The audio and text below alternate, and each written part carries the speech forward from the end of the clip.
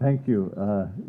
It's a great privilege for me to be back at this institute to help celebrate all the accomplishments of both the institution and the academy. As was said by previous speakers, there's still a lot of work to do.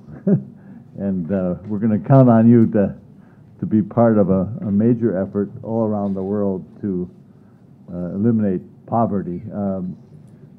I'm very impressed with MS Swaminathan's vision of an academy with 1 million members. So this is a very ambitious goal, but I think that it's a great leadership characteristic to have a big vision.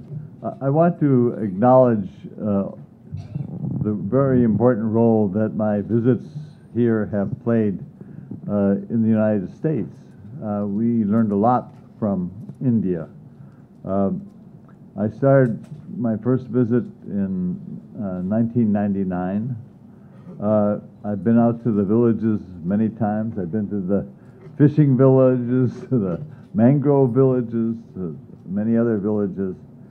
And these villages and the activities of the foundation have profoundly broadened and improved my view of what science can do in the world. And when I was at the National Academy of Sciences as president for 12 years, we used the academy to try to spread the message that came out of India, out of the villages, about the very important ways that science can contribute to the world. I'm now going to show some pictures. 1999. Some of you are in these pictures. Particularly the next picture. You may recognize this person. A very young village knowledge worker, one of your members who just spoke here a short while ago. This is amazing. I learned how science can be used to create new businesses, new small businesses through the self-help groups that the bank, NABARD in particular, have been supporting. This is the production of biopesticides. Here's a picture, 2004. The State Bank of India was very active in providing loans, and my wife Betty, who's in the front row, handing out a check from the bank to a woman who's leading a self-help group to form a dairy. Here I am with MS. I've been here probably 10 times, I think, over the years, many times. Whenever I come to India, I come to visit. This was a reunion in 2015 back in Emblem Village. Again, many of the people here, some of the people here are in this picture. A wonderful temple that is the center of the activities. I want to now say how I use Science magazine to spread the message from India. This is an editorial by Dr. Swaminathan in Science magazine on combating hunger. This is I'm very proud of this. This is my last issue before I stopped, and we went to India with the Science News team and produced this wonderful special issue of Science with a picture of a woman farmer on the cover. That's the cover of the Science magazine, and the news big article on Science for All.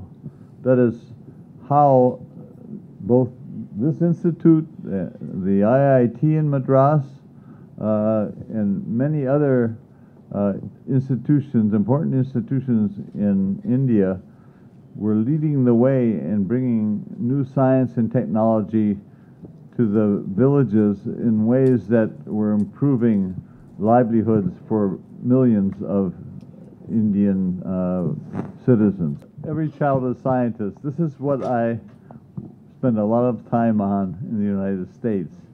MS Swaminathan immediately picked up the same message, and we have been working in India and in the United States and around the world, scientists all around the world, trying to bring active science learning to young children. This is a picture in a very noisy classroom in San Francisco, my hometown in California.